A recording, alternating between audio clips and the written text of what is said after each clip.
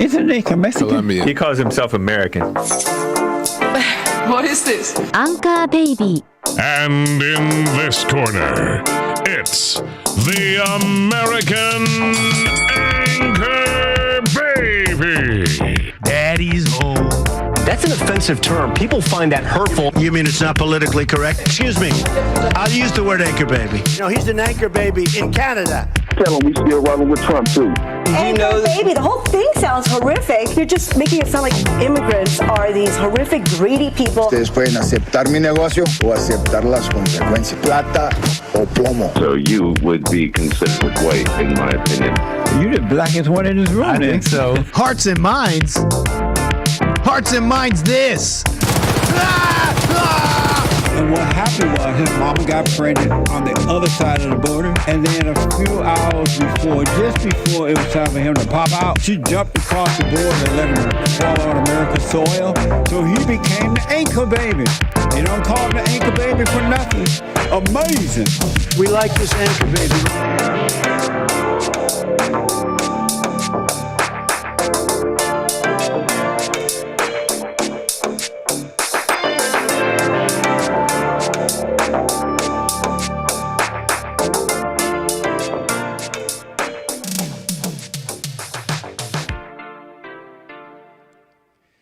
Hello, welcome. Thank you so much for being here. I am the American Anchor Baby. This is my show. Pleasure to have you all here. Thank you, as always. Hitting the Bond Network, going up. Nice shows. It's really coming together, one after the other. Very nice. This is how it's supposed to be, one after the other. Isn't that cool? Bond Network. So thanks again, once more, for joining me here on my show. Couple things I want to get into today.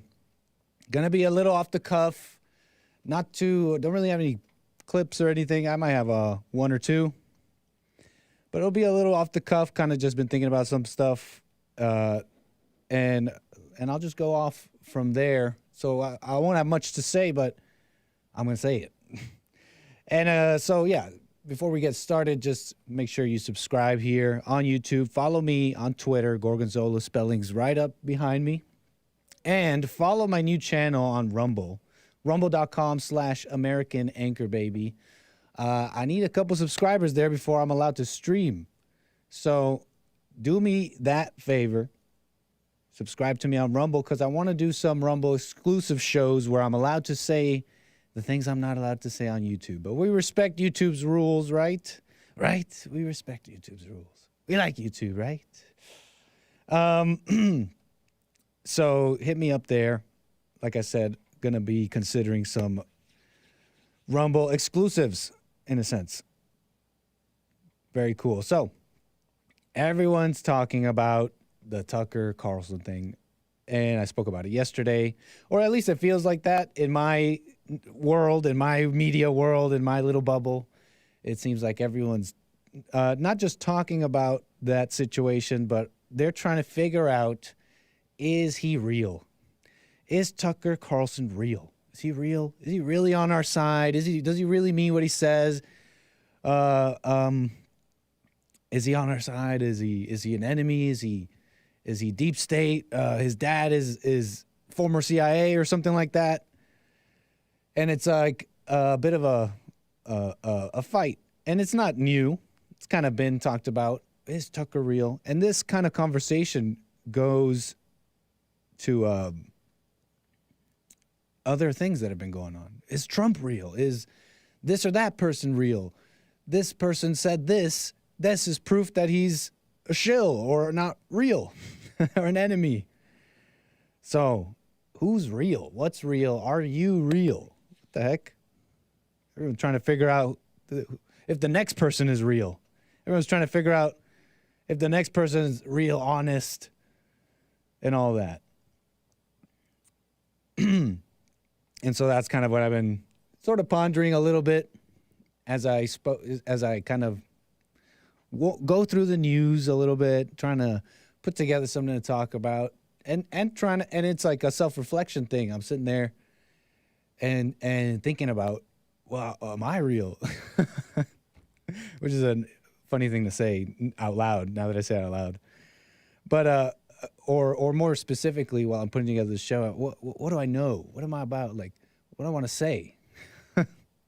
All interesting questions that exist only in the mind, which is another thing to consider. In the mind, you're speaking. Who's speaking, and why are you speaking? Why are you asking yourself? Why am I asking myself, am I real? So who's real? That's like the topic, right? It seems everyone's trying to figure out, like in this case, if Tucker is real. But I don't know if you realized yet. Like, I thought we were all on the same page here. Okay, I thought we already figured this one out. You haven't figured out yet that everything's fake? You didn't already realize that everything is at least somewhat dishonest? That everything you see and hear has agendas behind it, ulterior motives, if you will. You haven't realized how dishonest you are? And I'm talking about you and yourself.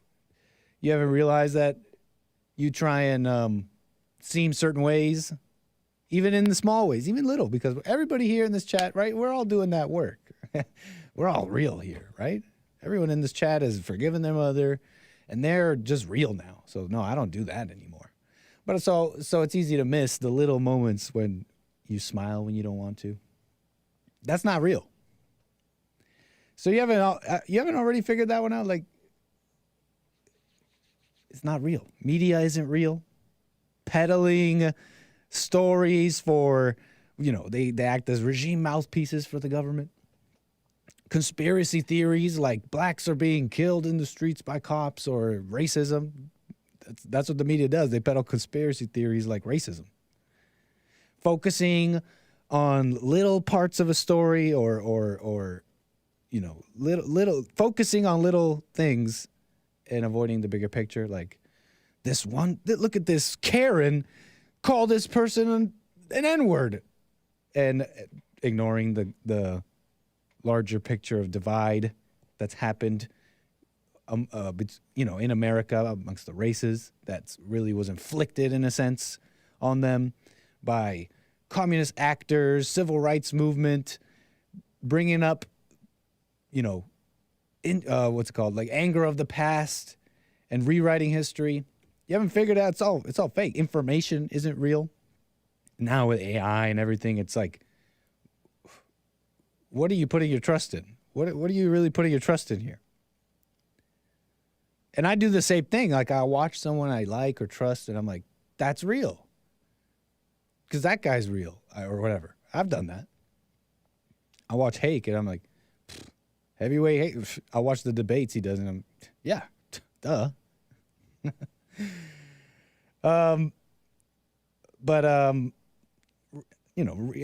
Like for real though. Wow, we're gonna say real a lot this show. For real though, what the heck is real, and what are you putting your trust in? And so on this Tucker thing, he got fired or let go, or he left. It seems like he's fired. That's what people are saying. And everybody has their reasons why he did it. He did it because the regime doesn't want him anymore. He's saying too much truth and all that. And I'm hearing now things about his father, or I'm hearing things about his involvement in this or that, and how he, counter-signaled like white leaders and white identity. And so he's not real. He's not our guy. Although point to his texts about Donald Trump, which came out during the discovery process of that Dominion lawsuit, Dominion Voting Machines Company, whatever. They put that defamation lawsuit against Fox for alleging that the Fox hosts, defamed Dominion for spreading election lies, that the Dominion voting machines were rigging the election. I'm saying all the buzzwords to get the YouTube overlords on me, aren't I? So, and it's just like a sides thing. It's like a fight. Oh, but he opposed, but Tucker, he opposed Ukraine war, proxy wars. He's not a war hawk. He's on our side. He denounced lies of the intelligence communities against the public, the American public. He spoke about the Great Replacement. That's our guy. He's you know. And I realized as I was just pondering this and that I never trusted Tucker like that. I don't really trust anyone like that. I just hear what he says, okay? And I played his clip yesterday, the one that went viral, him talking about the framework that we argue about these topics and how ultimately you got to call things what they are, etc. And I made the point that, in my opinion, that was, I think, that mentality of calling out evil, calling things what they are. It really was a longer clip and speech. You might want to check it out. But I made the point that ultimately, he clearly is, at least we could say he's not serving the purpose of whatever the media wants or conservatives or establishment GOP conservatives. He's not fitting their purposes anymore because he was bringing in the viewers, right? He's bringing in the viewers, yet they got rid of him. Biggest spot in prime time, but they got rid of him. So it's not about the money; it's about the influence. It's about, is he going to play ball? Is he going to say the right things or whatever? So it's not about the money; it's about the influence. And so you can, at the very least, say that. But I was saying yesterday that him calling out things the way he does, means that he's not, at least not all the way with those evil things. Because you could say all the right things, all the nice things, like conservative points, like, oh, abortion's bad. But then a lot of along the way, very commonly we're seeing in conservative hosts, leaders, thought leaders, whatever, they kind of give up somewhere along the way. And they're okay with, they're not okay with one thing, but they're okay with another. I'm not okay with gay marriage, but trans, up to a certain, after 18, or, it's not a full denial of evil, is my point here. It's not a full denial. And if you aren't all in with that, then you're compromised. You know what I mean? Spiritually, you're subject to the agenda of the enemies that you maybe even be on air talking negatively about. But I never like trusted Tucker like in that sense of just watching, of just that state of just sit, watch, listen, and believe. Oh, I'm just gonna, okay, I heard Tucker, okay, that's true. I just heard the words, okay? I just saw that clip and realized the truth in what he was saying.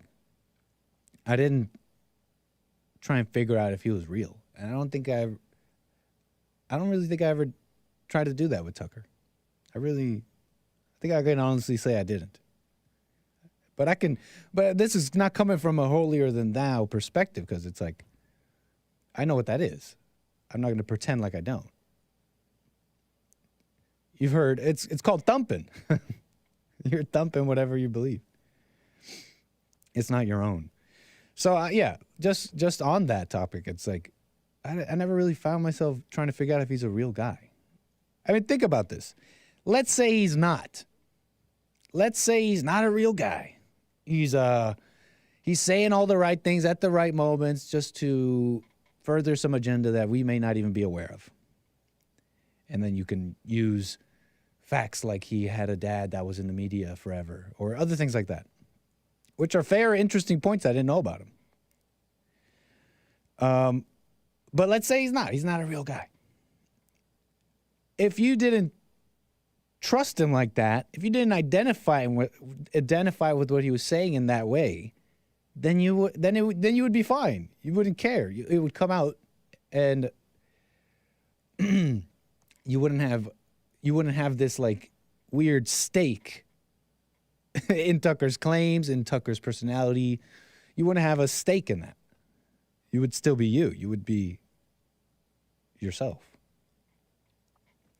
And let's say you point to like his text that came out during this Dominion thing, saying that Trump is what he called him, a demonic force or something like that. And then he went on and had Trump on his show for an interview after the indictments and all that. And he had this very nice interview with him where he nodding his head, agreeing a lot. And then he say, wow, there he is. There's Tucker being whipped into shape or whatever by either Trump or whatever, whoever told him to act like that. Because clearly he doesn't think that because of his text. Well, you could think all those things. But if you didn't have that identification with what he was saying, then you would just realize, well, good. If, let's say he was fake and he was being whipped by Trump or by the mainstream media, then good. Yeah, be whipped by Trump, by someone who's trying to put out the truth. Like, you wouldn't care. You wouldn't have this internal division about it. And the whole situation of trying to figure out who's real, if he's real, more specifically people, okay? Like, what's real information, like trying to, or stuff about yourself, you know. Didn't God say, like, think on these things? Like, what, like, why do I do things? All that. That's different. That's fine. But when you're trying to figure out people out, like, is he real? That whole situation should make us reflect on ourselves and what are we trusting? Even with Trump, even with conservatives, the GOP, the news. This situation with the media has been going on for a long time. And the situation I'm talking about here specifically is just how the media is really against the American public, against the interest of the American public and against the truth. That's been going on. It's been a truth that's been going on for a while that was really kind of put out in the light by Trump running in 2016, him repeating just how fake news. That was huge, at least to many people. I remember around that time, 2016, because you got to understand, I didn't grow up with Fox. I didn't grow up watching Bill O'Reilly, watching Tucker, or I guess maybe Tucker's kind of newer, I guess, but watching Hannity or anything like that. So to me, it wasn't really difficult at all to say, well, the media is fake or something. It kind of became apparent just as soon as I looked in. But it seemed around that time when Trump ran, he started calling out the fake lying news, that a lot of older people woke up to it. Didn't you guys remember this? Didn't it seem like a lot of people were like, oh, wow, they woke up to that. Like they had no idea. They really had this trust of the media. When it's been slowly collectivizing, is that fair? Is that a word? You know, collecting power in just a few companies. Only like 6 companies, 6 big companies own like all the media in this country. And they put down whatever memo and they tell the little subsidiaries, the little local ones, they'll put out the big companies will put out a memo and they'll all start saying the same thing. Some of you may have even seen some of these compilations of some of these local subsidiaries and some people online, they'll put together compilations and it's host after host clearly repeating word for word something that came down from the top. And I'm trying to remember some example here, but some of you might know what I'm talking about. If you don't know, you might want to look it up. Maybe I'll find some clip. We'll do it sometime this week or something like that. But so it's been going on. And that's really the reflection here, from my opinion. It's like, what are we trusting? Okay. In my opinion, that's kind of besides the fact that with Tucker and the Dominion lawsuit and all that, how it's really revealing even further just how compromised media is, how they're not about the truth. You got this Dominion lawyer, this female, getting in front of a press news conference. I'll play you the clip here in a moment. And just saying, this was such a win for democracy. And she goes on, it's amazing. She looks into the cameras and thanks the media themselves for their part in this win. And so, like I said, it's been going on. And this is a global thing, too.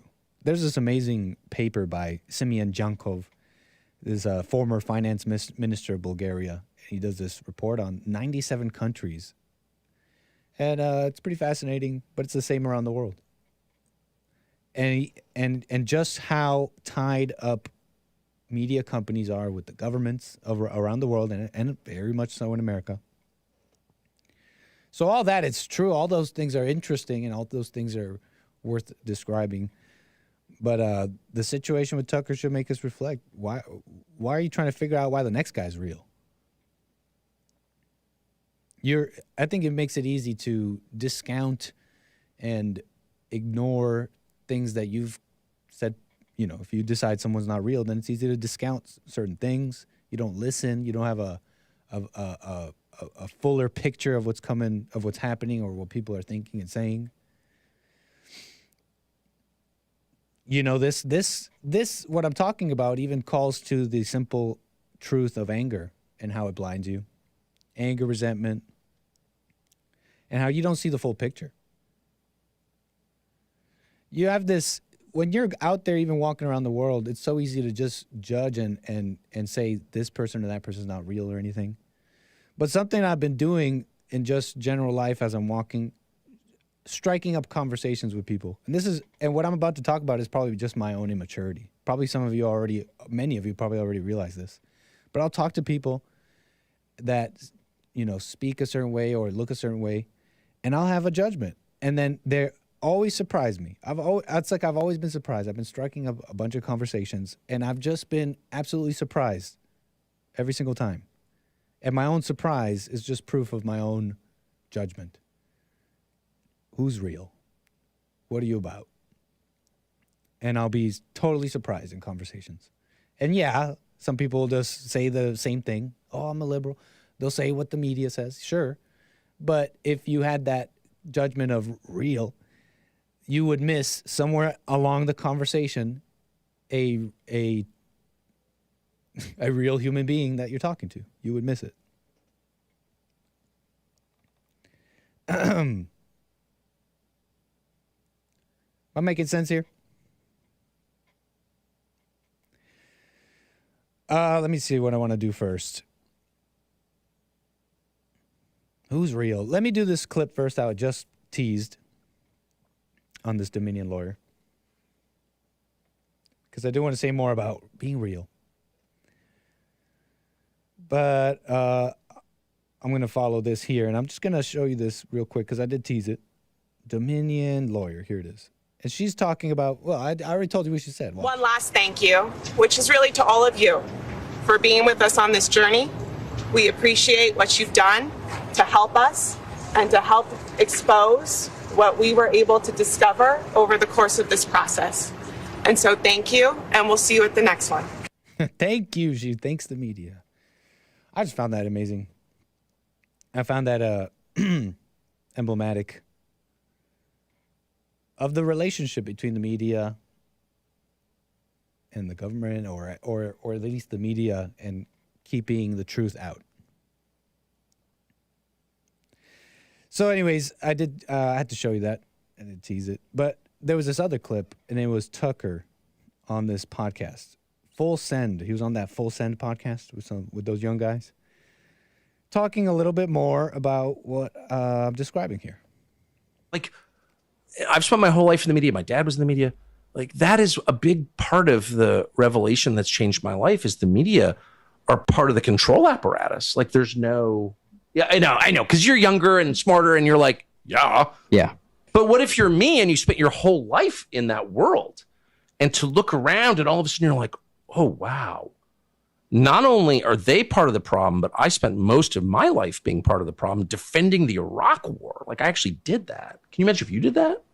Well, what do you think? What is one of your biggest regrets in your career? Oh, defending the Iraq War. That is it? Well, I've had a million regrets, not being more skeptical, calling people names when I should have listened to what they were saying. Look, when someone makes a claim, there's only one question that's important at the very beginning, which is the claim true or not?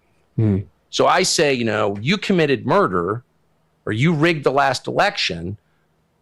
Before you attack me as a crazy person for saying that, maybe you should explain whether you did it or not. You know what I mean?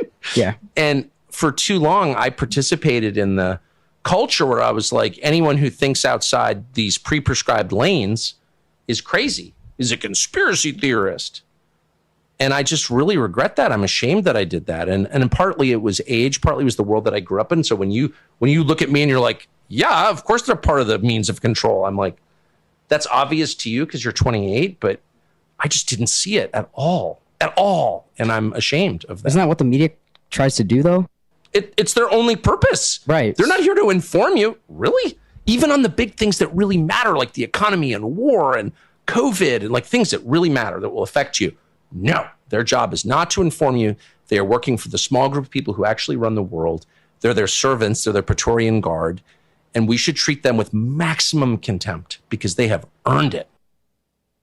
And so you look at that and you might think,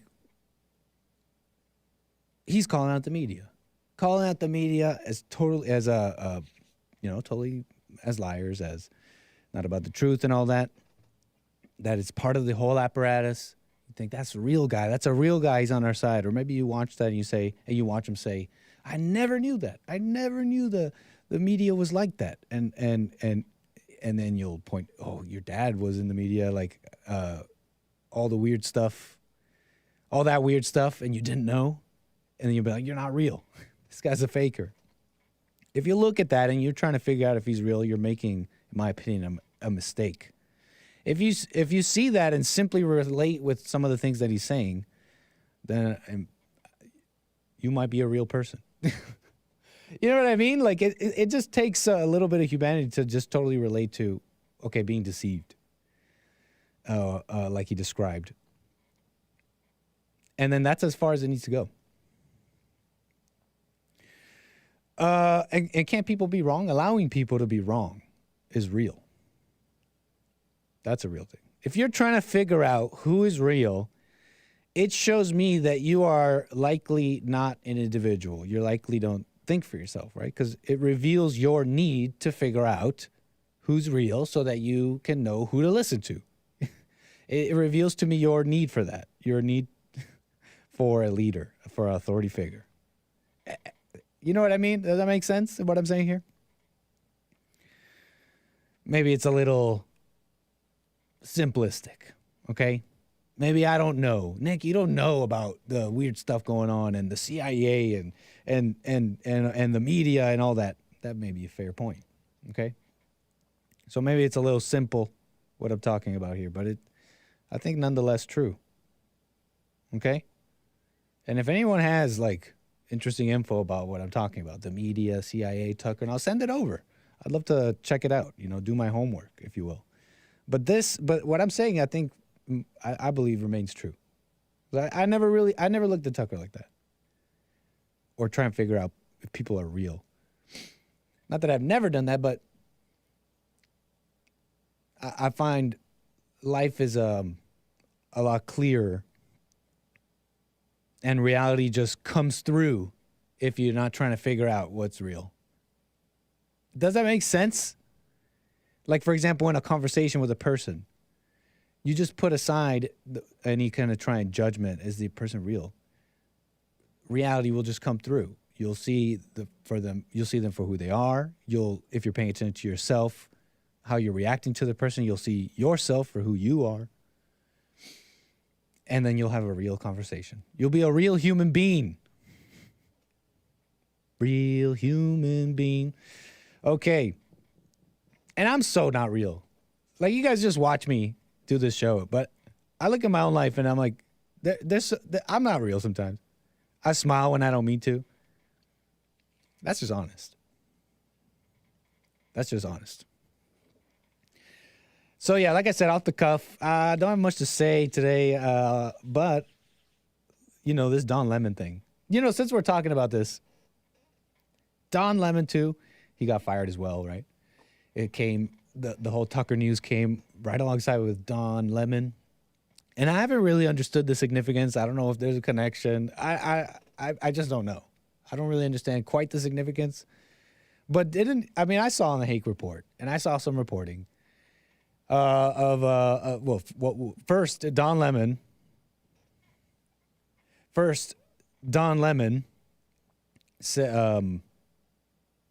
was like demoted, right? He got demoted from his primetime spot or whatever. I forget exactly why, or if there was a reason.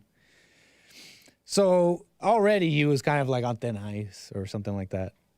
He was having those weird interactions with, what was her name? Poppy or something like that, female co-host.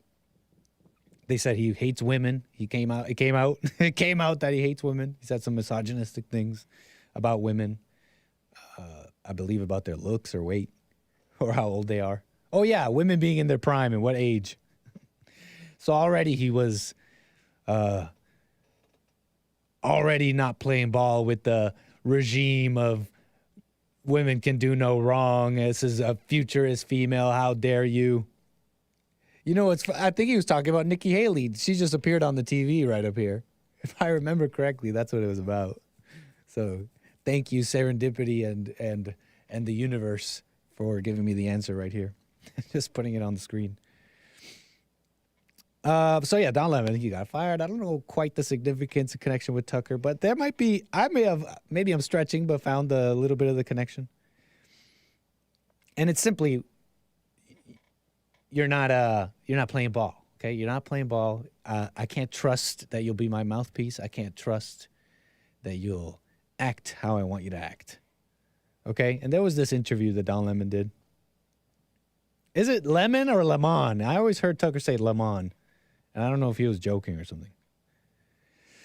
So he did this interview with this presidential candidate, 𝒏𝒊𝒄𝒌𝒔𝒕𝒓𝒆𝒂𝒎, Ramaswamy, the Indian guy. I guess steal that from Hake, the based Indian guy, because Vivek was talking about getting rid of the Department of Education and like doing some big moves, some bold claims he was saying. So I was joking around saying I'm Ramaswamy 2024. So Don Lemon did this interview with him, and some are pointing to it as the final straw, because Ramaswamy basically was saying that Lemon was doing a disservice to the country by not recognizing how blacks secured their rights only after thanks to the Second Amendment, something like that. We'll watch the clip in a moment. And so Lemon says, oh, you can't argue with me. You don't have black skin, etc. And there's even a moment where he's talking to the producers, probably telling them in his ear, hey, chill out or something. Hey, I can't do this interview when you guys are talking in my ear. Da-da-da. Who knows what they were saying in his ear, begging him. So some are pointing to this as a last straw. And I don't know. I just want to play because it's more kind of funny and interesting. But ultimately, left or right, Republican, Democrat, CNN, Fox, it's becoming quite clear, if it hasn't been clear for you, that, you know, the point here is, are you going to toe the line? Are you going to stay in the lines? I reported on that black socialist liberal groups, the Uhuru movement or something like that, and how the DOJ was going after them because they say all the nice pro-black socialist stuff, right? But they're not okay with the Ukraine war, and that's a big no-no. That's a big no-no. You got to stay in the lines. So let's play this clip because it's kind of funny too. Don Lemon, Vivek Ramaswamy. With due respect, I find your explanation reductive and actually insulting, including to black Americans, to say that black people today, compared to 1964, 1865, haven't made progress in part because of the freedoms we secured. And the Second Amendment was part of what secured them that freedom. I cannot keep a thought if you guys are talking to me in my ear. So hang on one second. So to say that black people, say what you said again. Black people secured their freedoms after the Civil War. It is a historical fact, Don. Just study it. Only after their Second Amendment rights were secured. That's a fact. Secured their freedoms after the Civil War. That is not, you are discounting Reconstruction. You're discounting a whole host of things that happened after the Civil War when it comes to African Americans, including the whole reason that the Civil Rights Movement happened is because black people did not secure their freedoms after the Civil War, and that things turned around. People tried to change the freedoms that were supposed to happen. And you know how they got it? They got their Second Amendment rights, and they actually got the NRA played a big role in that. But today, Don, the NRA did not play a big role. school that trained black Americans how to use firearms. That's a lie. That's not. The NRA did not play a big role in This is just historical fact. It's not historical fact. The part that I find... because you say it's historical fact. The part that I find insulting is when you say today black Americans don't have those rights after we have gone through civil rights revolution in this country. You are sitting here telling an African American about the rights and what you find insulting about the way I live, the skin I live in every day. Here's where you and I have a the different freedoms point that of view. black and white that black people don't have in this country, and that black people do have. Well, here's where you and I have a different point of view. I think we should be able to express our views regardless of the color of our skin. We should have this debate without me regarding you as a black man, but me regarding you as a fellow citizen. That's what I think we should see. Whatever ethnicity you are, explaining to me whatever ethnicity about I'm, what it's like to be black. Whatever ethnicity I'm, I'll tell you what I am. I'm an Indian American. I'm proud of it. But I think we should have this debate. Black, white, doesn't matter. I think we should have this on debate. The content of the ideas. If you're going to do it, you should do it in an honest way and in a fair way. And what you're doing is not an honest and fair way. Okay? We appreciate you coming on. With due respect, I look forward to continuing that conversation. Thank you. The conversation. Thank you so much. Thank you, Pop. We'll talk about China. Yes, let's talk about China. Next time you come back. Oh, thank you. Much to say on declaring independence from China. Okay, something you can move add on now, please. Thank you. Thank you. Awkward. Thank you. Awkward looks. Awkward looks. Thank you. Okay, if they're feeling awkward, that's real. He said splaining. He said to Vivek, you splaining to me. What is up with well-spoken, white-sounding blacks in the media and politics? Just bringing out the blackness when it's needed. What's up with that? Is that real or is that fake? I think that's fake. What's up with that? You know what I'm saying? Like, why are you splaining to me when, the whole interview, Don Lemon's talking well-spoken, right? Well-spoken, educated. What's up with all that? But it's kind of funny to me. And they're talking about, they're arguing about Reconstruction, civil rights. When did the blacks have rights? They had, when did they secure rights? When did they not secure rights? And so whatever. And a side note, it's kind of emblematic too of the conservatives. If I'm understanding Vivek here, he's kind of kissing up to the whole like blacks getting their freedom and kind of just like playing that whole thing up emotionally somewhat, in my opinion. It just sounds like that, right? When conservatives get up there and the word is kiss up. That's what I just said. Yeah. It just sounds like a little bit of that. Amazing. Who's real? Who's not real? Well, I also came across this tweet. Okay. And you may know who I'm talking about here. Elijah Schaffer, host of Slightly Offensive. I believe he still has that show. Slightly Offensive. Elijah Schaffer, previous guest with Jesse. He put out this tweet. I thought it was quite funny. The reaction to the tweet and everything. And it fits more. It's like, who's real and are you real? And are you worried about the next guy being real? Or are you paying attention if you are your own person with your own with your own like beliefs, I guess. What I'm saying here is people just they're not real. And they follow what someone else says. And he put out this tweet, kind of tongue-in-cheek tweet, where he said, oh, let me see if I got it right here. Oh, I do.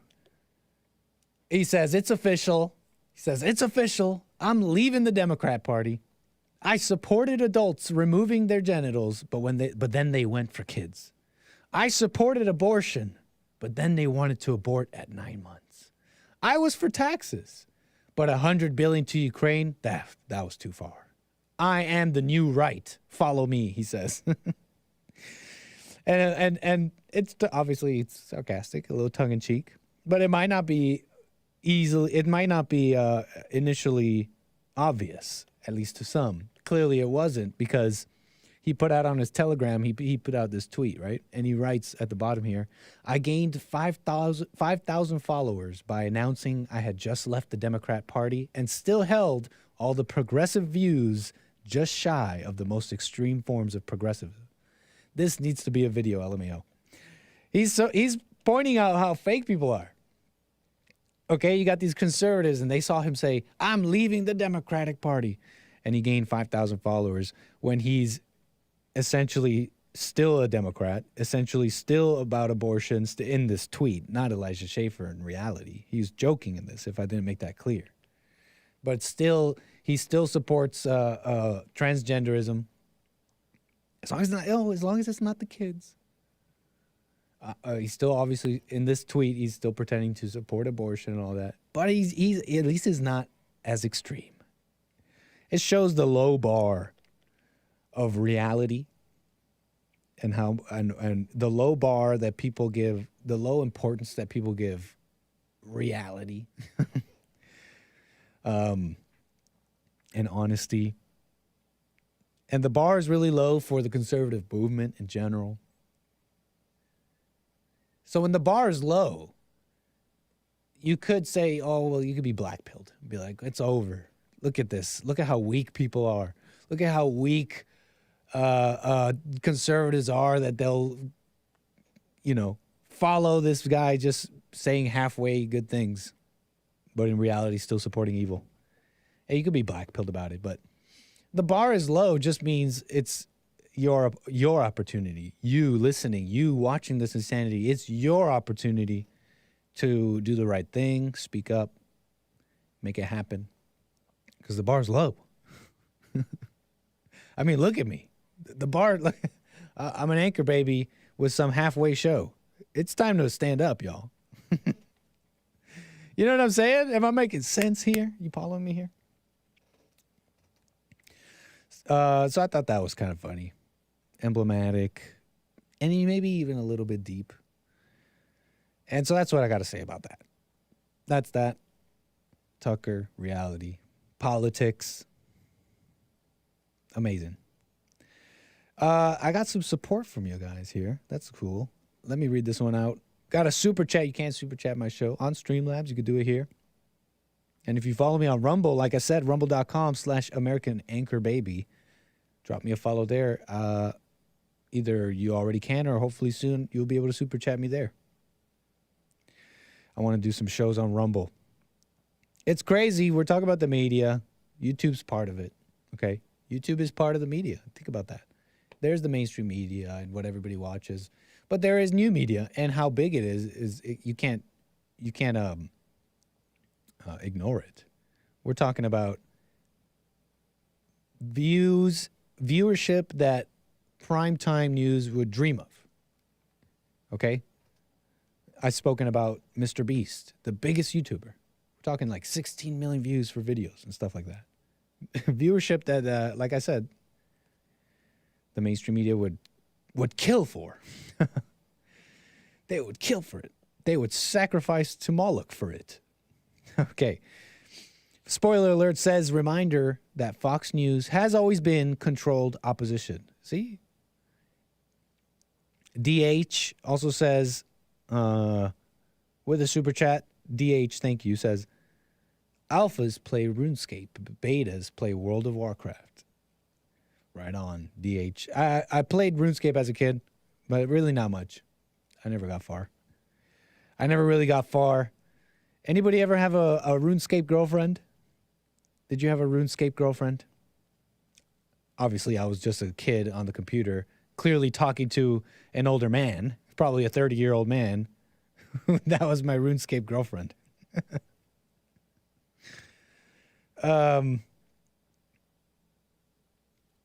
Anybody know what I'm talking about here? Okay. So thank you for the super chats. Thank you for that. And I got one more topic here we'll do before we end the show here. Like I said, I don't have much to say, but I do have one more topic. It's quite interesting. It's quite fascinating. What's going on with daycare, okay? Daycare, the family, and some quite interesting things I found out. Thank you to Stefan Molyneux, who put out a really nice presentation about it. But first, I have Renee out of Los Angeles. Renee, Los Angeles, you're on the air. Go ahead. Hey, Nick. What's up, man? What's up, man? I called in the other day when it was the 420 day. Oh, yeah. Yeah, you did call me the other day. Yeah, that's right. We found out that it was... it was Hitler's birthday. It was, can you still have a birthday if you're dead? Anymore. Yeah, I don't think so. But anyways, it was Hitler's birthday or whatever. 420. So you could say Hitler? Can you say Hitler on YouTube? Yeah. Too late. I already did. Oh, man. No, I'm playing. I don't think that's an issue. That's not a problem. It does feel like that you can't say anything on YouTube, but no, you can say Hitler. The guy with the two-finger mustache. But I said that 600 Jews were dead or got killed or cooked, you know? Oh, I remember. Yeah, you said something like you were. It was 6 million. Yeah, that's the number that's the number I heard growing up. 6 million. Yeah, 6 million, not 600. Oh, okay. Were you playing were you playing? No, I'm looking up on Wikipedia and Google and all about this guy, Hitler. Okay, gotcha. And he had a wife. Oh, yeah, what was her name? Eva Braun? Eva Brownstein or something. Brownstein. Eva Braun. I don't know if he would have gone for a Brownstein. I don't know. My teachings back in the day from school indicate that I don't think he would have liked a Brownstein wife, but that's just my assumption. Yeah, that makes sense. Yeah, but it sucks. Like, you know, I don't have a wife, and I hate like way less people than he did. You know, and sometimes you have to wonder like what's fair and what's real. You know. It sucks because he hated like the Jews. I think he hated everyone that wasn't of the what's it called, the Aryan race or something. Something like that. You know? Something like that. Yeah. But I don't know. Yeah. I mean, I guess you have to be hateful if you're gonna kill him. But we're talking about real. What's real? I don't know how much of that history is real. Yeah. Or how much of it's been. Yeah. Yeah, exactly. And I only hate I hate way less people than he did. And you know, I'm not married. So you're saying married people commonly hateful? I think so. I think you have to hate a lot of people to get married. What do you mean by that? Expand. What do you mean by that? You have to hate a lot of people to get married. Yeah, because once you hate everyone, you find the one you love. I think. Explain. I don't know. Explain more what you mean. I don't know. I want to understand. Out loud. I don't. So you by way of okay. So you hate a bunch of people, and through your hate, you find the person you don't hate, meaning the person you love. Yeah. And because you went through life, you know, hating people. When you find the person that you don't hate, that's your wife because you don't hate her, you love her. Am I understanding you correctly? Yeah. Okay, but then why do so many people get married and then afterwards they're like, I love this person, but then they get mad at that person and they fight and they have issues? Oh, I don't know about those people, but it seems like a lot of people. Yeah, they just find that false love, you know. When it doesn't explode out of you, that's false love. But I bet you I'd venture to say those people went through what you're talking about. They hated, and then they found someone that, oh, I don't hate this person. I love this person. It feels good. I have fun or whatever. And then they married them, but it didn't go well. And divorces happen. Families are broken. I don't know if that's a good way of finding your wife. But you know what? Yeah, me neither. But I think you're right that that's what people do, though. What was that? I think you might be right that that's what people do, though. They do operate in that way. Oh. I don't know if you're saying if it's good or bad, but I think that might just be reality. Yeah, but he had a wife. And what does that mean? He also wrote a book. Okay, and what have you gathered from that? From what have you concluded? Well, I concluded that a lot of people didn't like him, but he also led an army, so some people had to like him. Oh yeah, I mean, the whole country, right? Well, yeah, I mean, this is my understanding of it. This is my understanding is that Germany was in a bad spot after World War I, and Hitler, when he came around, he fixed a lot of things. He fixed the economy. He fixed a lot of things. Okay, And so people loved him for that, and probably for other reasons. But that's my understanding of that situation. So I don't find that surprising. Because it's easy to look at things from like now and then look at the past and then judge and then tell people, oh well, you should have seen this or you should have thought that. But I wouldn't blame your average German seeing the state of Germany in World War I after and then Hitler fixing a lot of things. I wouldn't blame you for loving the man. Yeah, right. That's why he got a wife. That's why what? That's why he got a wife. Wait, why did he get a wife? Oh, because people love him. All right, Nick. Yeah, no problem. You got a little dog in the background? Yeah. All right, Nick. Good show. Thank you, Renee. Take care. Call me again. Interesting. It's hard to. Thank you, Renee. By the way, thanks for your call. And I'm doing a little bit of that after call commenting where you can't defend yourself or comment because you're already off the air. So sorry, Renee. But I can't tell if he's playing with me or not. I can't tell if he's like joking or if he, I can't tell if he's real. I don't know if he's AI or not. What's real? Who's real? Am I real? I got this interesting little report about daycare, okay? This thing here, and it's this report, this presentation put together by Stefan Molyneux. Molyneux, I'm saying that weird. Molyneux, former guest on The Fallen State, used to be on YouTube. Free Domain Radio was the most, I think his tagline used to be, like most popular or most listened to philosophy radio program, something like that, ever. It was big. It was good stuff. Then he got hit with the ban hammer. Forget what exactly it was all about, but he got hit with the ban hammer across all platforms. It was like it was Alex Jones era banning. Okay, I don't know who was first, Molyneux or Alex Jones, but they came down hard on him, banning him from YouTube. I don't know if he's still on Twitter, etc. But I don't even know where he streams or where he does this show from. Because I saw this from Odyssey. I saw him on Odyssey. Odyssey.com at free domain. But he's kind of a what's the word? He's kind of a not poster child, but a victim. He's a victim.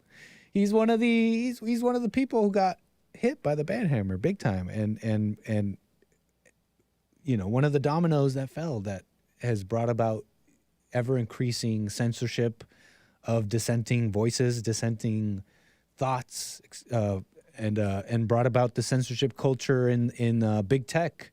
Not that Molyneux did that, but he was a casualty. That's the word I was looking for.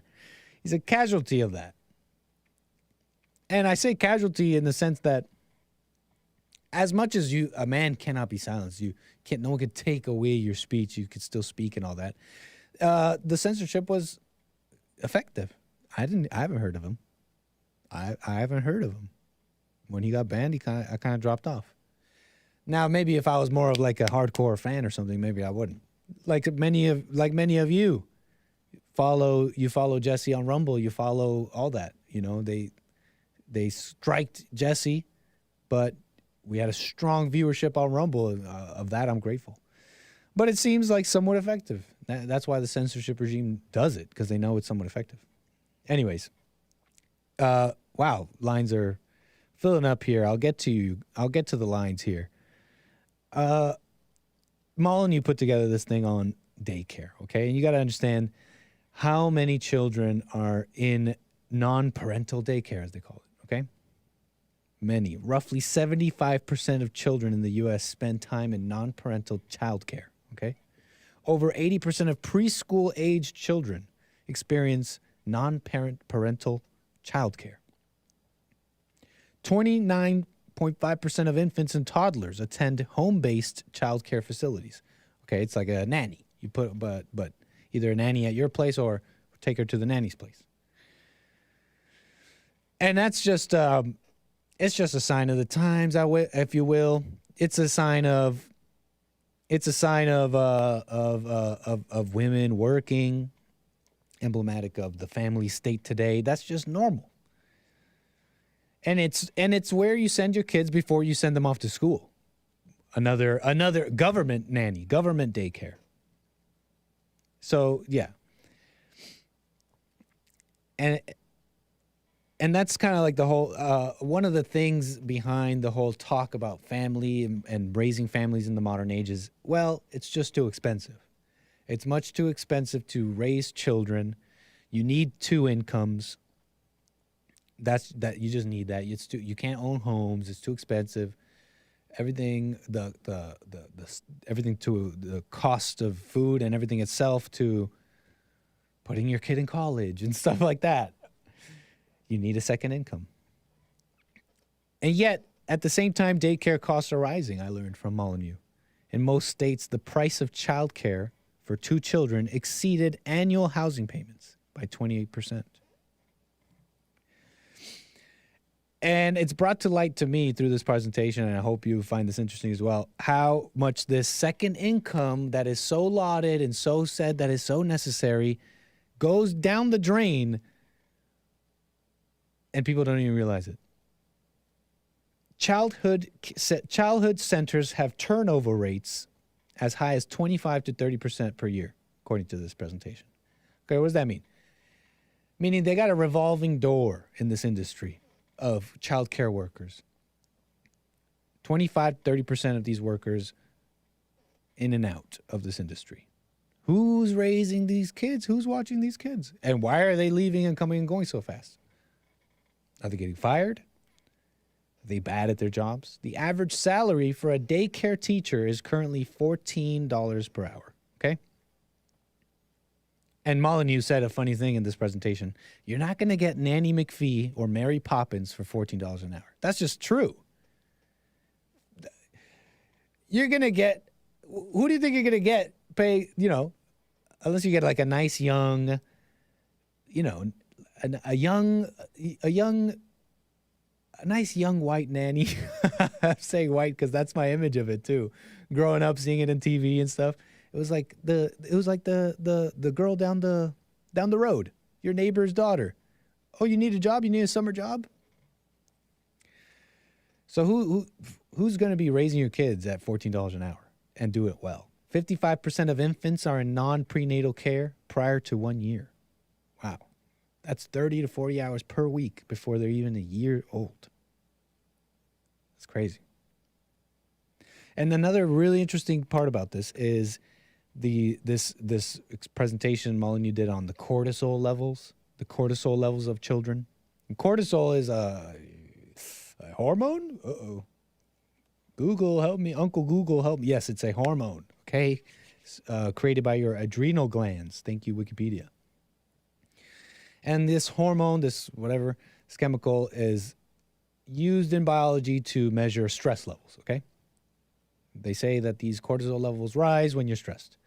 Well, cortisol levels in children show that they have an anticipatory stress response the night before when they know they have to go to daycare, to school, when they know they have to go to school, to daycare, etc.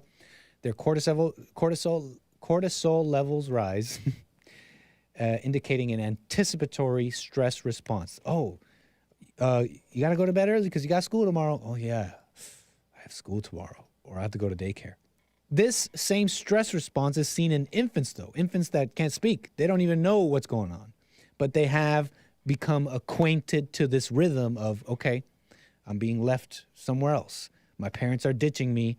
Okay, they're putting me here with strangers. Okay, they anticipate that, a stress response to that. It's quite interesting. They don't even have the concept of it, but they subconsciously know it, and their bodies react. Child care is associated with an increased risk of obesity. What are they feeding your kids? When studies find risks involved with daycare, they are almost always greater to the younger child.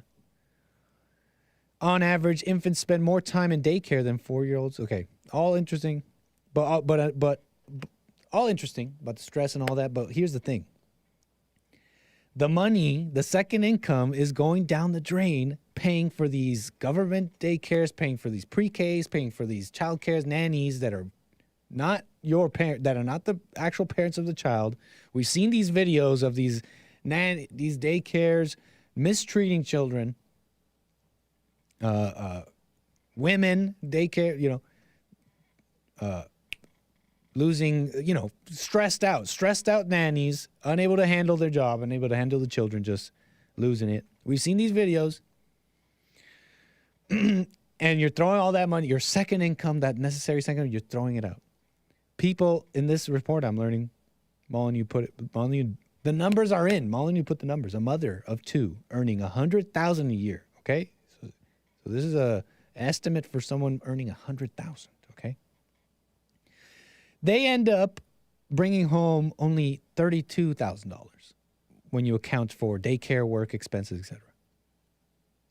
So your wife, the woman you're supposed to walk through the gates of heaven with. No, I'm joking. Your wife, the mother of your children, is making her second income. She's girl bossing, making her $100,000, is actually only being paid like $16 an hour.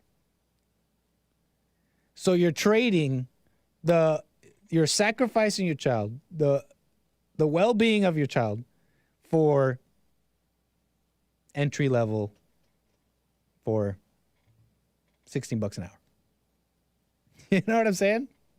Anyways, no need to harp more on that. That's pretty much what I figured out there. Pretty interesting, emblematic of the family situation, and parents aren't real. I got a bunch of calls. Let me get to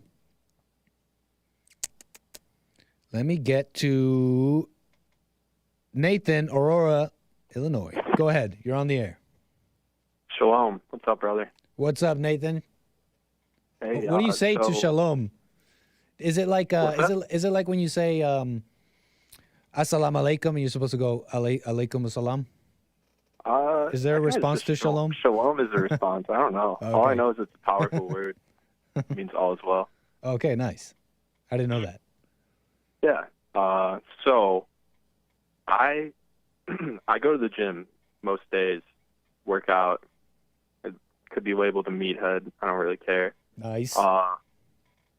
Anyways, I've been struggling with just like seeing all these girls in I like to call them like colored diapers. Honestly, the yoga pants, the yoga shorts. Okay.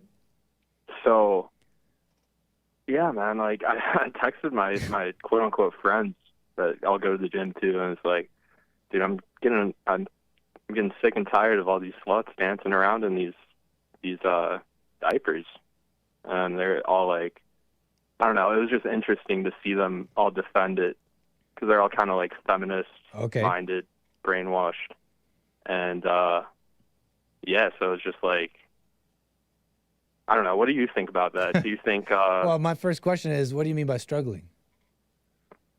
What do I mean by what? You said you're struggling with that. What do you mean by that? I mean, I'm like, I try not to look or desire. Okay. But man, it's hard. Like, it's just all over the place. Like, you can't. It's tough. Okay, I gotcha. And I want to tell you what I think about. I guess I'll give you, I guess, a halfway take on women and leggings at the gym and all that. But real quick on what you're describing here, I was having this conversation too recently, and I always heard this growing up. Men are visual creatures. They just look at something and they'll just suddenly become aroused, and it's involuntary and they can't help it and stuff like that. And I heard that. I remember hearing that growing up. And I'm not saying that that's not true or at least somewhat true, but I realized that that never happens to me when I just look at someone like that, or someone wearing provocative clothing, or they have a body that's striking, if you will. Right. It's just that it's just striking, okay? It's just out of the ordinary. It's not the average, and so you end up looking. But it isn't the looking that causes the feelings and causes the whatever. I realize that it's like me thinking about it. Am I making sense here? Because you'll notice that you'll look at the women in the leggings at the gym, but then it's after you look at them that you're gonna get the afterthoughts. The wow, she looks good. Or wow, I like that. Or wow, I want to do this. I want to do that. I hear you. Yeah. There's kind of another step, is what I'm trying to point out here. There's another step. It's not just you're not just being like it's not like you're being bombarded against your will. Well, you are being bombarded against your will, but it's not the physical imagery, but it's the thoughts in your mind about the imagery. Am I making sense here? There's another step I've noticed. Yeah, I hear you. Yeah. So and really, I don't think there's anything you can or should do, but besides just noticing that second step, that might help. In my opinion, that might help. Okay. Yeah. I also heard somebody say just go to the gym at like 6 a.m. That too, man. Or have men only gyms. we need to divide the races. I mean, divide the race. We need to divide the sexes at the gyms. We need to divide the races. We need to. And I believe that used to be done too in society, like Roman society and stuff like that. Yeah. That was a thing. You're there to get strong and do your thing. Not focus. Yeah, it's like I'm trying to focus on myself and totally distraction. It's a focus thing, and women are commonly distractions in life in general and relationships. But this is the world we're living in, man. This is like the LA Fitness. You pay your fee and you get to use the gym, but so does everybody else, and that's kind of just what I'm saying. Like it's just the world we live in, and I think it's better to deal with that second step that I'm talking about, the thoughts, and I think that'll help a lot. But real quick on women in these gyms wearing the leggings and doing their thing. I mean, it's just like it's easy to see. Okay, it's easy to see like okay, they're clearly they're being they're really into themselves, like they're really feeling themselves. Like girls say that a lot. Like I'm feeling myself. Like I'm really feeling myself. I just like feeling pretty. I like feeling sexy. I like looking a certain way. And you got to realize that that's just what people are doing. And gotcha. All people do that. Women love it. At the attention. So any kind of a reaction you give it, you're just, what's the word? Giving them what they want, right? Yeah, you're right. You're right. Even if you don't say anything, your internal reaction is giving, I guess, ultimately Satan what he wants. But anyways, I'm kind of rambling, but if I'm making sense here. No, you make good sense. I appreciate that. Yeah, no problem. All right, bro. Good show, as always. Thank you, sir. Appreciate it, Nathan. Thank you for your call. You're welcome. Oops. Sorry, Nathan. Hung up on you there. But yeah, what else? What else is there to say that you haven't heard about the women in the gyms and the leggings? He called it diapers. I don't know if he meant that like when women wear the leggings and then you can see the underwear as well. And it's like they're wearing diapers. It's like tight leggings, and then you know what I mean? And it's like, anyways, I don't know if that's what he means, or maybe he means like unshapely women, like they're kind of fat. He called the leggings diapers. Women aren't hot. They're just women. Hey, that's right. JLP already ended. He already ended all the careers of attention-seeking women. Okay, I forget when he did this a few weeks ago. He said women aren't hot. They're just women. I mean, there's truth to that. You got to consider that. I got Tony, California. Thank you for your call. You are on the air. Oh, hold on. You're on the air, Tony. Thanks for your call. Tony. Yeah, are you talking to me or Tony? Oh, what the? Hello? Yeah, I'm talking to you, whoever's responding to me, but it says that you're Tony from California. Armor, bro. No, get to Tony if you want to. It's No. I don't. You're the only person on. I have a screen in front of me, and it tells me who's calling. It says that you're Tony from California, but you are donning armor. Right. What's up, man? A pleasure. Go ahead. No, but I hope you're doing well. That last caller. Oh my goodness. What? Like what's happening to the younger men? What? Pathetic. He's talking about like I call them lady diapers or whatever. Talking about hot chicks at the gym. Dude, I was your age. Oh, yeah, I would have hit up every single one of them. What? This guy's talking about, I guess he's, so, what is all that garbage that they have now for the younger guys? MGTOW, Sigma male. Yeah. Incel. Dude, so are you basically doing the whole, what, don't you like hot women? What, are you gay? Like, is that?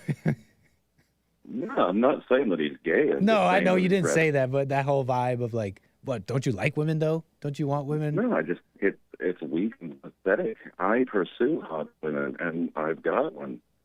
I just don't understand these kids. They seem like they're just hopeless. I feel sorry for them. But can you understand at least somewhat, whether you are into good-looking women or not, putting that aside, can't you understand the desire that some men might have about wanting maybe a more modest society, seeing how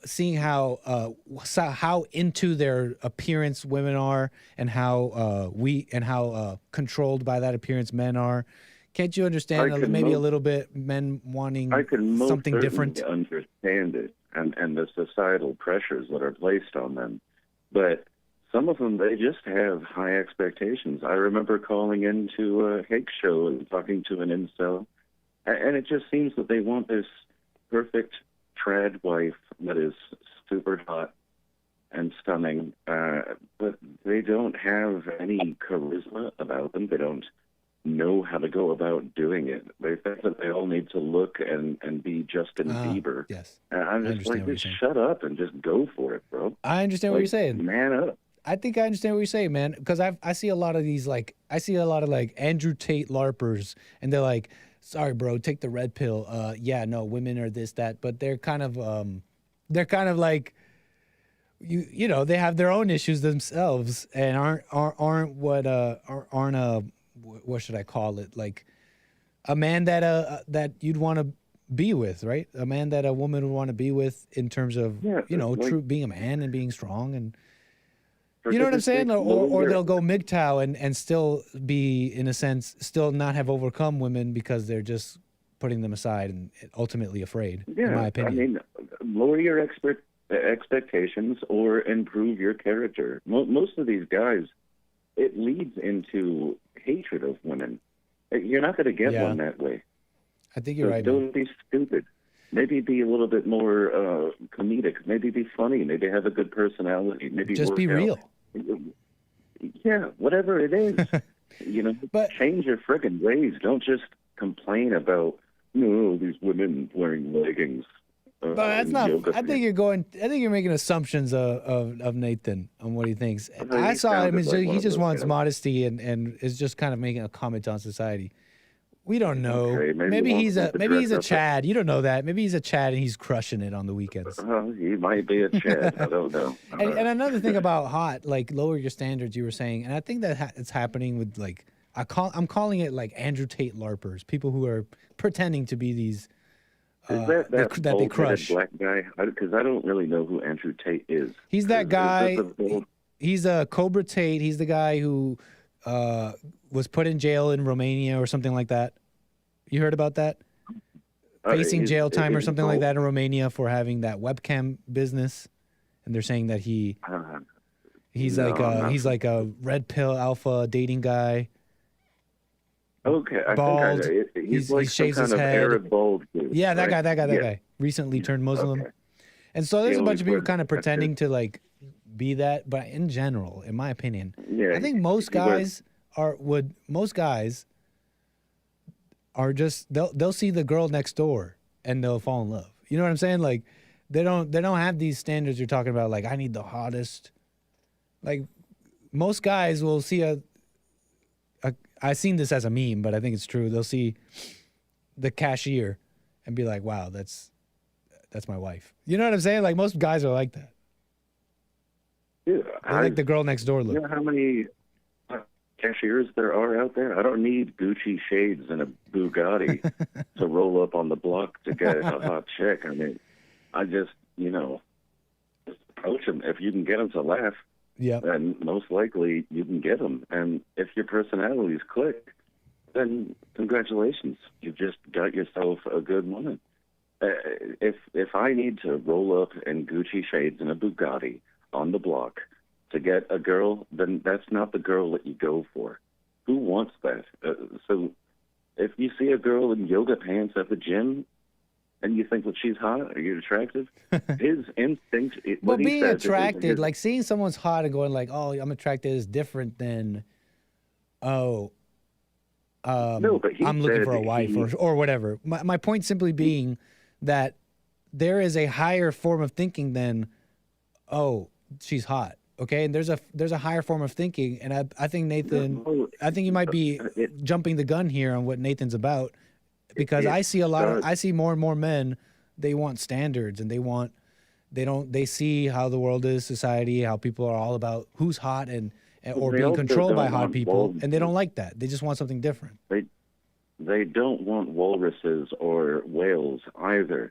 So it starts with visual attractiveness, and then you get to know the person, and if your personalities are in line, then you move on and the relationship develops. But it starts with love. Fair. You're like attracted at first, and then you get, that's fair what you're saying. But also, you know, sometimes the way you look, it does show you who you are sometimes. Okay, so you're this person who's clearly way too into herself, and just showing all your body parts, and you know what I mean, like yoga pants all the time. It kind of shows me a little bit about who you are. Maybe a little vapid, empty, vain, way too into. You know what I mean? So looks do matter, actually, a lot. Yes, I thought that at first you were talking about physiognomy, but that too. No, the way that I think I don't really know too much about that. It's just if you look ugly, you're probably an ugly person on the inside as well. That's probably part of that too. But you know what I'm talking about? Like when I hear Nathan, the way that you carry yourself, your demeanor, and the way that you dress and present yourself in public does speak volumes about you. So I do agree with that. I don't think that so like when I hear Nathan calling about that, that's what I'm thinking about. That okay. You know what I'm saying? Maybe I'm reaching out, stretching out on a limb here. But you make a good point, man. Like I know what you're talking about. At least I think I know what you're talking about. A lot of people online, they're all red-pilled about women, but they're still afraid of them ultimately. And they're all single. Yeah. But hey, it's kind of base to be single. I mean, it's not based. It's pathetic. Sometimes, I mean, look at how many people are like weak, and there's like, oh, I have a girlfriend. I have a wife, so I'm not too worried about it. You got married? Yeah. Oh, right on. Right on. Thank you. Hey, Donnie, well, I wish you well in that. Oh, no, I am well. I'm as happy as a clam. Nice. But what I really did call in are you? Is and I want to let you get to that, but I've had you call me a few times, and so I know a little bit about you, Donnie. I don't know if you don't want me to pry in your personal life. Stop me. But are you still? So that means, are you living with your dad? Are you doing your own thing? Like, because I know you were. My father, I have an elderly fellow that lives with me. Yes, I take care of him. Oh, gotcha. So you got married, and you still got your dad with you? Out of just curiosity. Oh yeah, no, he's nice. Here to stay. I believe in the family. So I hear you, man. Well, good. I don't good luck in that, Donnie. I wish you well. That's cool. I appreciate that. Do you have time for me to just really address? Okay, go. Okay. Do you believe that Constantine was a great man, spread Christianity around Europe? Oh, I don't know about that. I really don't know. I heard that he changed the Bible. So I heard good things and bad things, and I really don't know too much about him. I've also heard that he tried to. I heard that his motivation for printing or putting out the Bible was to like control people or something like that. So I really don't know. Okay. And yet at the same time, his actions have maybe proliferated the Bible to a very great degree. So you could say he did good things and he did bad things, but I personally don't know. I'm just asking if he was great. Oh, great. Well, here we are talking about him all this time later. He must have been great. Okay. So Genghis Khan conquered large swaths of territory throughout Europe and Asia. Was he a great man in the sense that he'd done great things? Sure, Whether yeah, I they're think good that's or- a fair thing to say. Yeah. Okay. Muhammad, he conquered large areas of the Middle East and North Africa. Was he a great man because he had changed the course of human history to some extent? In the way we're talking about, he has to be great. I mean, look, we're talking about him today. Yeah, I think that's Okay, a fair now is use of that my- word. Great, a great man. Okay, now's my bread and butter. Hitler almost conquered. No, not great, not great, never great, never ever ever great, never did great. Nazi. Nazi. Nazi. This is my point. Is we're able to say these things about all of these other historical figures, but we can't hit about a particular individual. No, I'm playing, man. I agree with you. In the same sense of we're using the word. No, I Hitler don't was a want great to man. channel strict or anything, but it's just funny. But you just look at it. Yeah. There's a person that we can't say is great because he changed the course of human history. That's just by definition. Anyway. It's like the word awesome. It's just by definition an awesome thing. Yeah, there can be a great explosion. It just means that it's large and big. Correct. And but anyway. I think that's fair to say. I've made my points. I will drop. Thank you, darling. Conversation. Have a good one. Thank you so much, man. Call me again. Take care. Man, I have no more topics. The show is pretty much. I'm done. I already gave you what I had to say. But I got calls. I'm grateful. You guys are calling me. I got a few more calls. Let me get to them. Let's do this quick. Let's go by order of who's been holding the longest. Clay, Indiana, go ahead. How's it going, man? What's up, Clay? Thanks for calling. Yeah, it's great to be on. I guess I usually don't like to comment on other people's calls, but I wanted to say that I agree with the last caller for the most part of trying to add some kind of logic and sense to whatever Nathan was trying to talk about when he was talking about diapers. Okay, go ahead. I really didn't get that. That seems like one of those things that if a guy told me that was my friend, I'd be like, say that they were diapers. You've never seen a maybe somewhat large person, or a girl wearing tight, and I don't know if this is what Nathan meant, but you never seen them wearing leggings, and then you can see the line of their underwear, and they're not wearing like a little, they're wearing like pretty big underwear, so the line starts pretty low on the leg, pretty low on the cheek. You know what I'm saying? And it looks like diapers. I don't know if that's what he meant, but I don't know what he meant. I thought it was a pretty weird analogy to make just because of the connotation of like shitting in your pants. Oh, come on, man. I'm doing the show from the studio. That means we got to keep it clean. I'm sorry, man. I'm sorry about cursing. I didn't mean I forget. But no problem. Either way, it doesn't matter. I just thought it was a weird analogy. I didn't really get it, but I thought he was talking about hot girls as well. But like I said, I didn't understand it. Okay, but go on. You were saying, what'd you I call wanted to talk about the nature of good and evil, if I could, a little bit. If I could try to summarize the best I could. Okay. And under the law, the idea of the law of one. Oh, the idea of what? It's called the law of one. Have you ever heard of that? The law of one. I don't think I've ever heard of that. Well, in case any of your listeners have it, it's basically this idea that the Big Bang, as it were, is a real concept, but it's kind of a watered down vision of what really happened when the idea is that there's God, okay? In the beginning there's God. And then he splits apart into all these like sparks of light, and some of the sparks become planets, some of them become suns, some of them become solar systems, some of them, become people on the planet.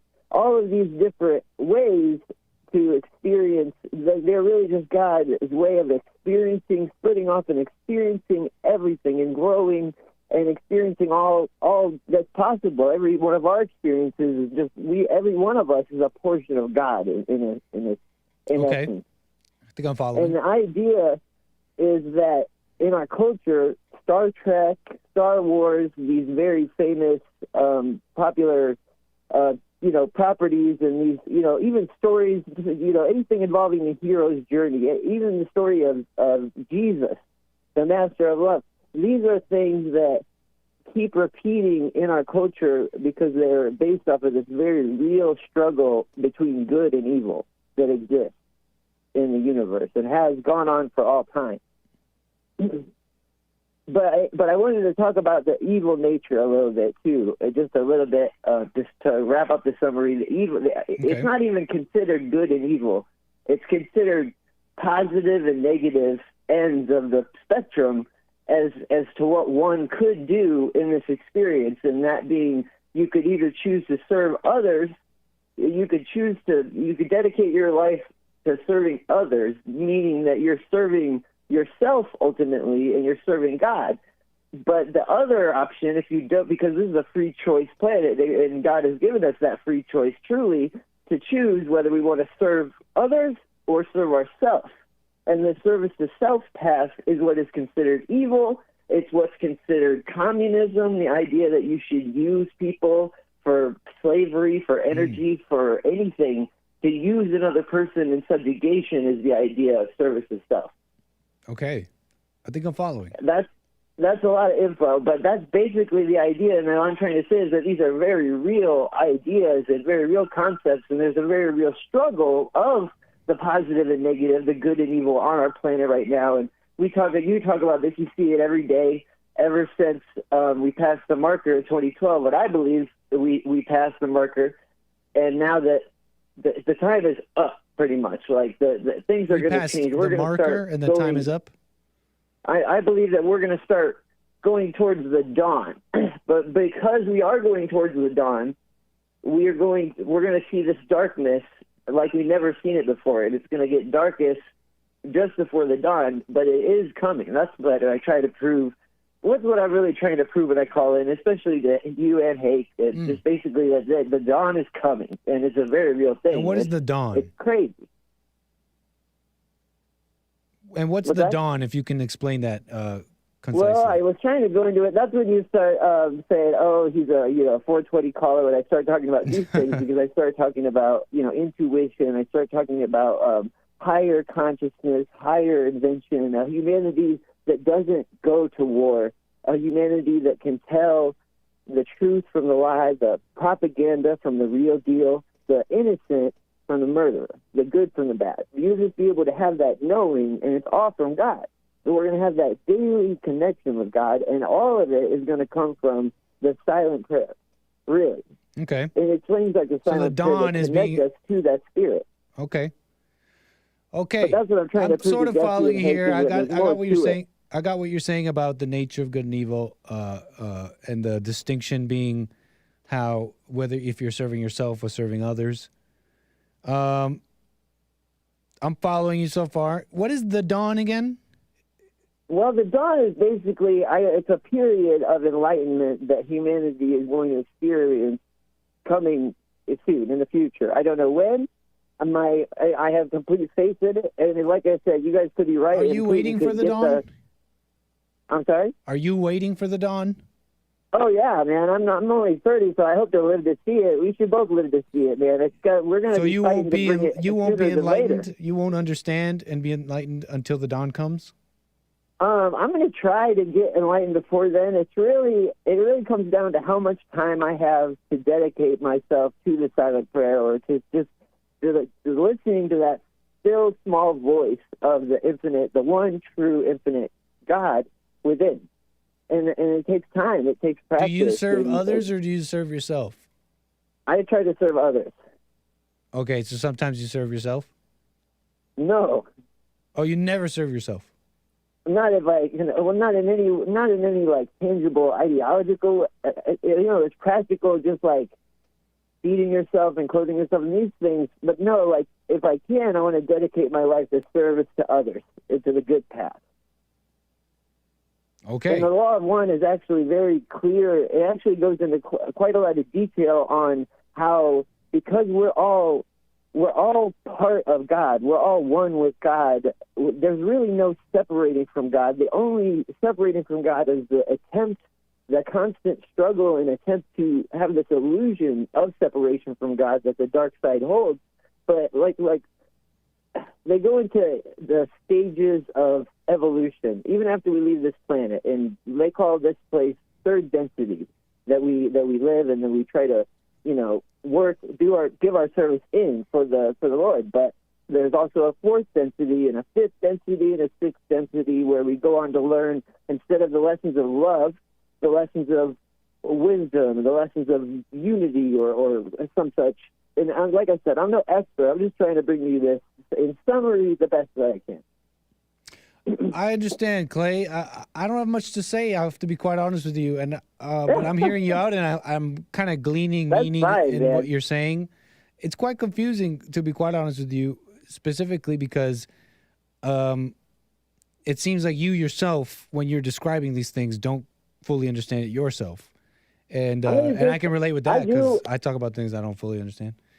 I do like to think that I have a more cohesive understanding of it than I give myself credit for or am able to present.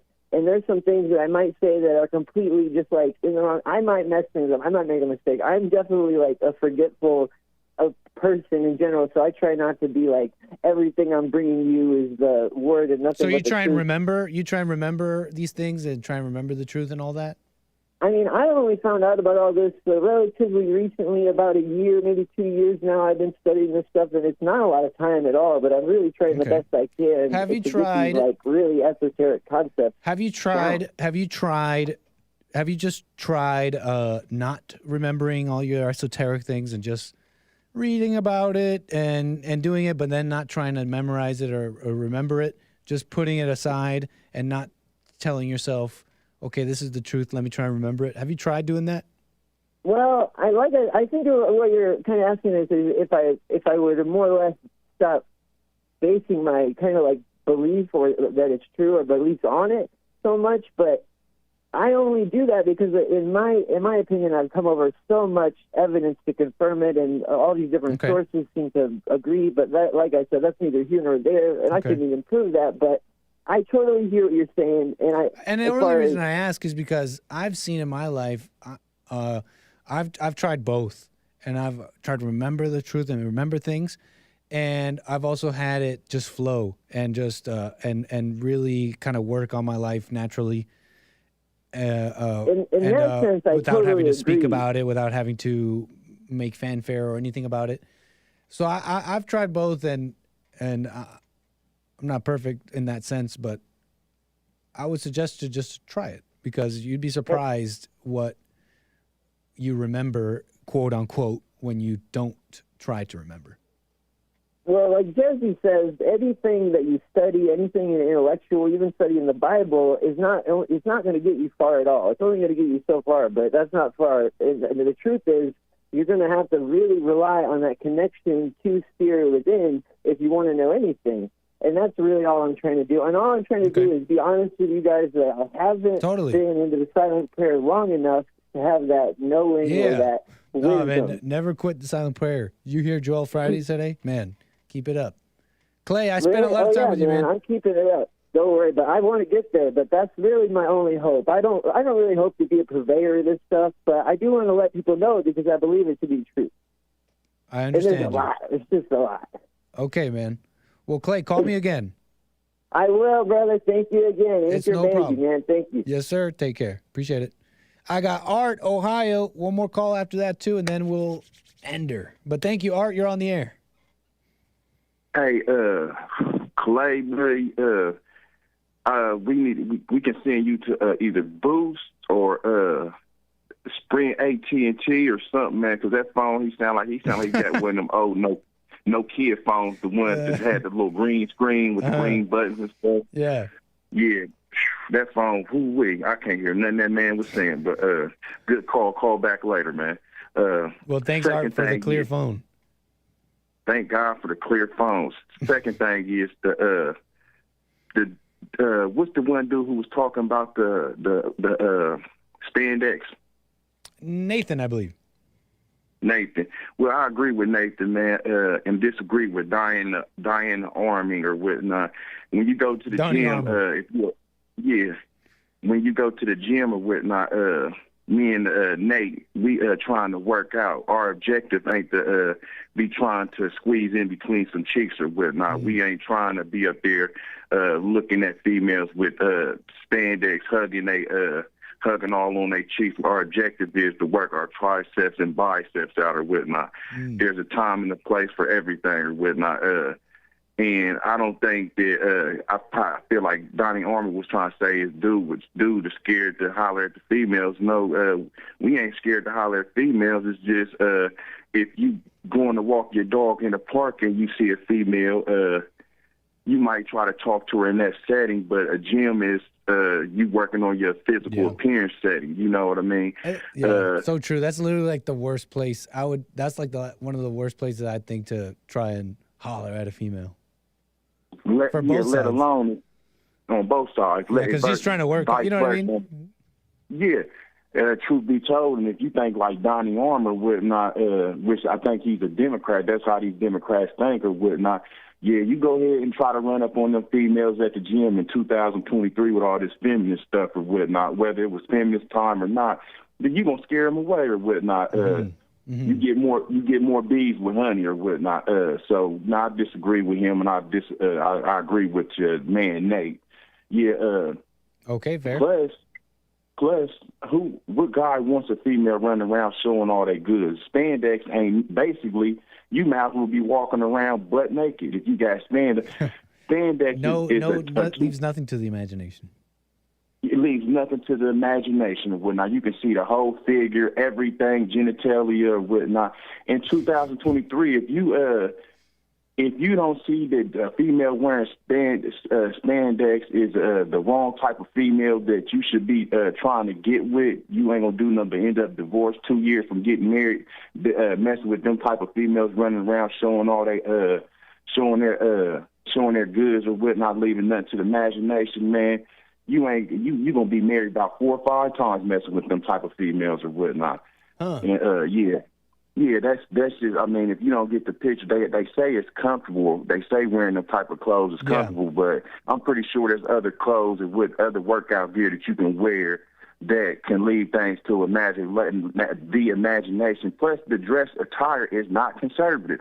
That lets you know everything you need to know about a female. That's So yeah, I don't know. Donnie Armour need to kind of think about what he's saying and what. I mean, it probably is comfortable, and it does accentuate, and it looks fine. But you make a good point. You know, a woman's dress should be mainly modest, especially when they're out of the gym. You're wearing the leggings like everywhere else. What I want to see, if I saw a girl in sweatpants and she had lifting shoes. You know what I'm saying? And she's red in the face, sweating. Like, okay, she's about it. She wants to lift. Yeah, you know what I mean. Their sweatpants and whatnot. Females know the game and whatnot. This is what kills me about dudes and whatnot. Think like Donnie Armour is that they get that we are visual. They know that. And I'm not gonna lie. When I be in the gym, I'm strictly lifting and doing my thing. I'm in there an hour and a half. I'm running for about 25 minutes. Long story short, I'm not trying to be on someone's TikTok. So no, I'm not trying to be on nobody's TikTok. But you better believe that Artie Art baby, if you got a nice butt and you got them spandex on, don't be looking crazy at me if you catch me looking at you, because I'm looking at you for sure. I'm getting my little visual snapshots or whatnot, looking at that that's booty dangerous and all moves that nowadays, man. No, but I totally understand what you're saying. It's like it's just almost involuntary in a sense. Yeah, well, hey, look, ain't no shame in my game. I like females or whatnot, so I feel like I'll be doing a disservice to men by not looking at something that I'm posting. That's the nature of the game or whatnot. You're doing it for you're taking it on for the team. I got you. Yeah, but I'm not up there trying to approach every female and trying to play Mac Daddy when that ain't the whole purpose of me going to the gym. I'm up, but I'm gonna leave that alone, and I want to move on to a different subject before I get off of here. Go ahead. All right. Well, I called my main man the other day or whatnot. The main man, Ross, the boss, Ricky Ross, and guess what happened? Oh, okay, gotcha. Rick Ross. Rose or whatnot. I got my man Don Lemon. Maybach Music. Okay. Maybach Music. Ross, the boss. I got my main man Don Lemon a job at the chicken place or whatnot. Oh, that's right. Rick Ross does own like a chicken franchise or something like that, right? Yep. Yes, he do. And I want to go ahead and give him some free advertisement. We got the transgender chicken bites. We got the inclusive lemon pepper chicken wings. Nice. We got the LGBTQ sweet rice. we got the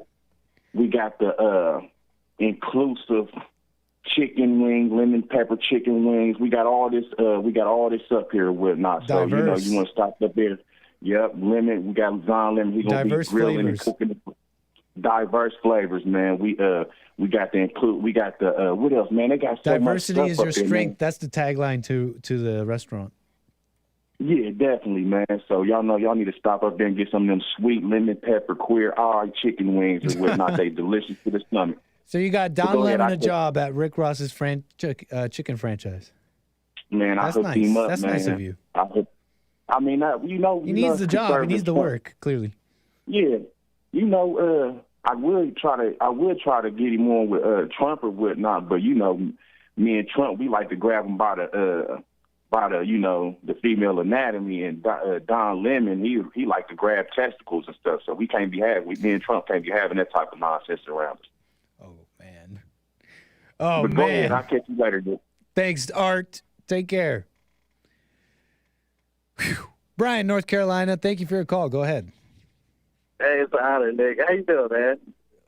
I'm fine, man. Is this your first time calling my show in this format? It is. Hey, right It on, is. Brian. Thank you. We're going to pop a bottle tonight or something. Let's I don't go. know. We celebrated. That's cool, man. I appreciate that. Hey, man, Art is hilarious, bro. I love Oh, yeah. what Art calls. He cracks me up. Oh, yeah. Fan favorite. But I'm totally in agreement with him as far as the spandex thing. Mm-hmm. And I know about attracting women, men attracting women, and so on and so forth. I know that a man attracting a woman ain't got nothing to do with anything physical, like at all. And so if it does, it can make things more complicated. Like, let's say if a man was like a more attractive man, and so, women will kind of notice him just as much as men notice women. Okay, I got you. Women notice. You get what I mean? Yeah. It could make things extremely difficult, right? So let's just say you're the average guy who's not attractive. The way you attract a woman is by resisting her. And I'm not saying in the sense of just like being a square and not, because we're men, all right? Okay. We're not perfect, But if you can display, it's not even something that you're in control of. If you got to be a man, in order to attract a woman the right way, you got to be a man that wants what's right. Because when a man wants what's right, it like oozes out of them, and that's like the ultimate cologne to women. You know what I mean? Totally. And if a woman is able to like suck you in with her looks, that probably ain't the woman you want to be going after. I totally understand. Yeah. Yeah. And what you're saying is, I don't want to cut you off. Go ahead. No, go ahead. You go ahead. What you got for me? You're saying men attracting women, that's not physical. And At all. I think that's mostly true. I'm sure it happens where women like the looks or whatever, but that's kind of like men today a lot. They dress themselves up. They really put a lot of attention in their looks, and that came from women. That came Right. from women, and so they act like women, and they try and attract other women like women. But Right. I find that people who grow up like that, and they're, particularly attractive or whatever, men specifically, they end up like with character flaws. You know what I'm saying? 100%. Like, it's just when I see a beautiful person and they grew up beautiful, like you know what I'm saying? Like, that's someone who has character flaws. You know what I'm saying? Like, it ain't easy being beautiful. It's right. Beautiful. Beauty is pain, as they say, but in the sense that,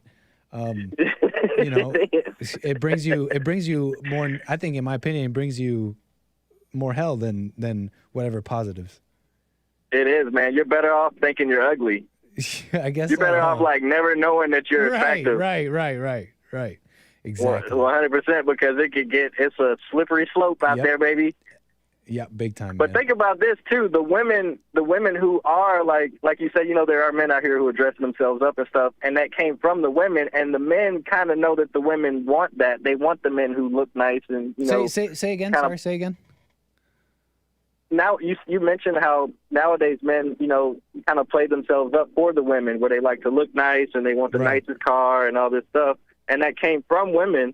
But you got to think about that. The woman, my sisters. But go ahead. You were saying. But the woman who is attracted to you, that's playing it up, that likes the man that plays it up like that, she's telling you she's obsessed with herself being up and looking like that. Yeah, exactly. I'm feeling myself. That's right. Pet peeve. Yeah. Which is not, there's some situations out there like that, and that's not to say that it's not something you can't navigate, but it's just, why go through that? Yeah, and what you're talking about shows just how little men realize their role, because even in like the fallen state, okay, and you're all into each other and it's all attraction, it's lust and all that, even in those situations, the guy is still kind of like, I've heard it described like this, he sets the tone. Hake described it like that.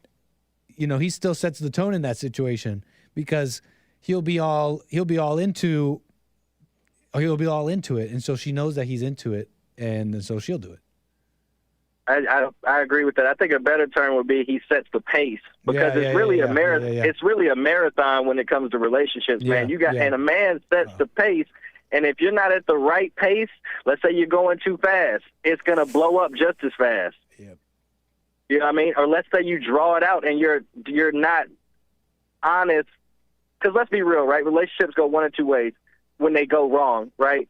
The man ends up getting the viscous innards early, and then it blows up early because he begins to tell her the truth in a anger-filled way, and then it goes south from there. Or they end up getting married, and he's living his darn near entire life not being honest with this woman and letting her walk around with her head all in the clouds.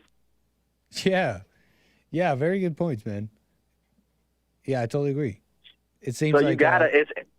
They really do. It's really up to you, almost, even in the fallen state. Oh, 100%. 100%. You never stopped being. It's like this deception. You never really stopped being a man. Like you're not in your, true male state or masculine state, but you're still, you were still created to be this. All of that though is the only. It's so tricky, because a lot of this that we're talking about, it comes from thoughts, but it's crazy how you have to stay in the moment. All of this stuff happens in the moment. Like you being right happens in the moment. You wanting to be right, it happens in the moment, but it connects throughout the entirety of the situation, if that makes sense. Yeah, it's weird man. how it happens. Yeah, man. Very interesting, Brian. Is this what you mean? Because I see your call here in front of me. So this is what you mean by true attraction is not physical? 100%. Yeah, man. Totally. And I think that is what I mean. That goes even further. I think you're with someone, dating someone, getting to know them. There's like, I've noticed, like almost like two sides of you. You're like, okay, I like this person, but then like the lust feelings and all that, it's like it looks like I like this person, but it really isn't. It's kind of a deception, but it looks the same, or at least it feels the same. It's upside down, man. It's like you're looking at what you don't like. Very interesting, Brian. Yeah, it's so crazy. Yeah, I can't explain it. Yeah, completely, but it's pretty complicated. But yeah. Right on, Brian. Thanks for letting me in, Nick. It's an honor to be on your show for the first time. Nice, and I thank you for your call. Call me again. Will do. Take care. All right, y'all. That's the show. Appreciate you tuning in. Hit me up on Twitter. Hit me up on rumble.com/American Anchor Baby. And follow me here. Subscribe to my YouTube channel here. Got nice things coming. Thanks again for watching. That's been the show. It's been a pleasure. And catch me tomorrow at noon, Wednesday, and all that. Again, as always, an absolute pleasure. Take care. Enjoy the rest of your day. See you tomorrow.